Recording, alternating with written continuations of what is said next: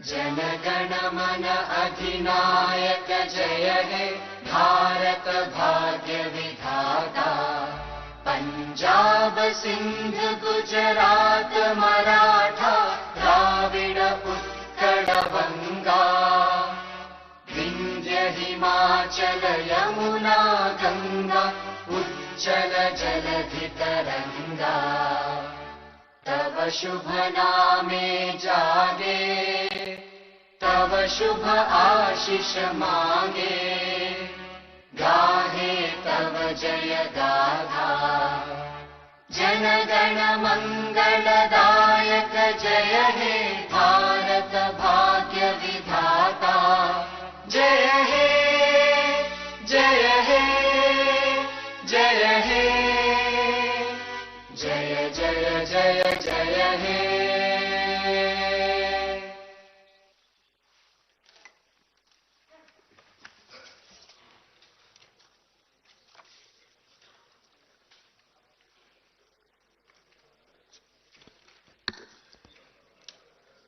I request the Honorable Chief Minister to move the condolence motion.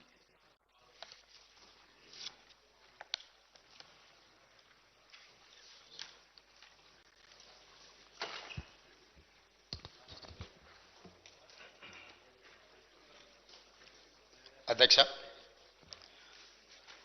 తమరి అనుమతితో ఈ సంతాప తీర్మానాన్ని ప్రతిపాదిస్తున్నాను.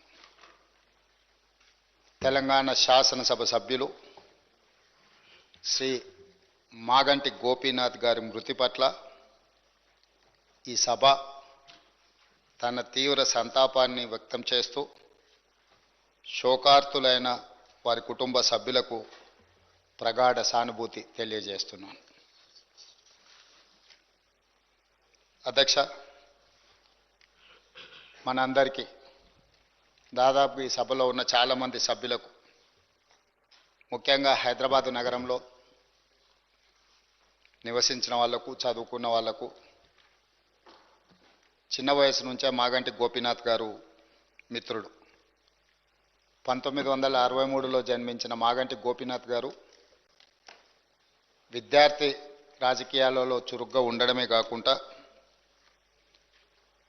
వారు 1983లో మొట్టమొదటిసారి ఎన్టీ రామారావు గారు ప్రారంభించిన తెలుగుదేశం పార్టీలో క్రియాశీలక సభ్యుడిగా చేరి ఆ పార్టీ తెలుగు యువత రాష్ట్ర అధ్యక్షుడిగా వారు దాదాపుగా 7 సంవత్సరాలు సేవలు అందించడం జరిగింది. 1985 నుంచి 1992 వరకు తెలుగు యువత అధ్యక్షుడిగా, ఎన్టీ రామారావు గారి యొక్క పరమ భక్తుడిగా, వారికి నమ్మకమైన విశ్వాసపాత్రుడైన ఒక బంటుగా ఎన్టీ రామారావు గారితోని మాగంటి గోపీనాథ్ గారికి సత్సంబంధాలు ఉండే. అదేవిధంగా వారు అర్బన్ డెవలప్మెంట్ అథారిటీ డైరెక్టర్గా హైదరాబాద్, వినియోగదారుల ఫోరం సభ్యుడిగా వివిధ బాధ్యతలను వారు నెరవేరుస్తూ వచ్చిండ్రు. అదేవిధంగా వారు సినిమా రంగంలో నిర్మాతగా, విద్యార్థి రాజకీయ నాయకుడిగా, ప్రజాప్రతినిధిగా తెలుగుదేశం పార్టీలో ఎదిగి సినీ నిర్మాతగా కూడా వారు రాణించడం జరిగింది. అధ్యక్ష, పాత బస్తీ 1995లో సినిమా తీవడము, అదేవిధంగా రవణ 2000 సంవత్సరంలో నటశేఖర కృష్ణ గారిని హీరోగా పెట్టి వారు ఒక గొప్ప చిత్రాన్ని నిర్మించడం, భద్రాద్రి రాముడు 2004లో, నా స్టైలే వేరు 2009లో, ఇలాంటి తెలుగు సినిమాల నిర్మాతగా కూడా వారు రాణించడం జరిగింది. అదేవిధంగా వారికి నాకు అత్యంత సన్నిహిత సంబంధాలు, ఒక మంచి మిత్రుడు అధ్యక్ష మాగంటి గోపీనాథ్ గారు. 2014 సంవత్సరంలో నేను రెండవసారి శాసనసభ్యుడిగా, మాగంటి గోపీనాథ్ గారు మొట్టమొదటి శాసనసభ్యుడిగా ఈ సభలో మొట్టమొదటి తెలంగాణ రాష్ట్ర శాసనసభలో కలిసి పనిచేయడం జరిగింది. ఎన్నికల సమయంలో కానీ, ఎన్నికైన తర్వాత కానీ, వారు తర్వాత రాజకీయ విధానాలలో మార్పు వచ్చిన వ్యక్తిగతమైన మిత్రత్వము, అదేవిధంగా వారి యొక్క వ్యవహార శైలిలో ఎలాంటి మార్పు లేదు. ఒక మిత్రుడిగా 2014, 2018, 2023 3 సార్లు శాసనసభ్యుడిగా ఎన్నికై హ్యాట్రిక్ సాధించిన శాసనసభ్యులలో చాలా తక్కువ మందిలో మాగంటి గోపీనాథ్ గారు ఒకరు.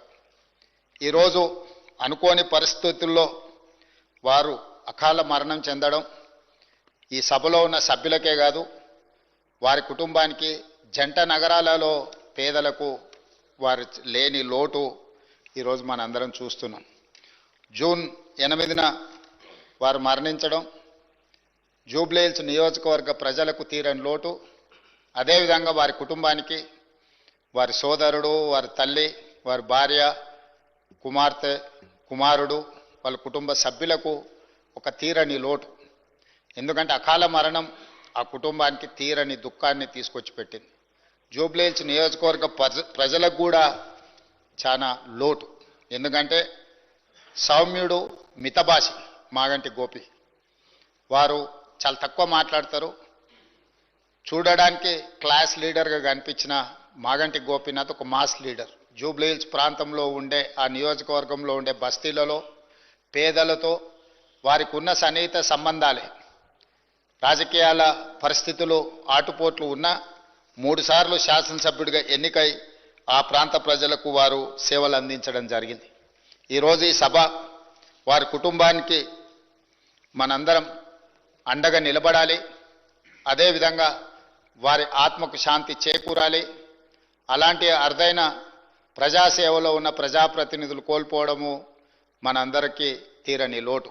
అందుకే తమరి అనుమతితో ఈ శాసనసభలో ఈ సంతాప తీర్మానాన్ని ప్రవేశపెట్టడమే కాకుండా ఆ కుటుంబానికి ప్రగాఢమైన సానుభూతి తెలియజేస్తూ వారి ఆత్మకు శాంతి చేకూరాలి అని భగవంతుడిని ప్రార్థిస్తూ తమరి దగ్గర సెలవు తీసుకుంటున్నాను అధ్యక్ష.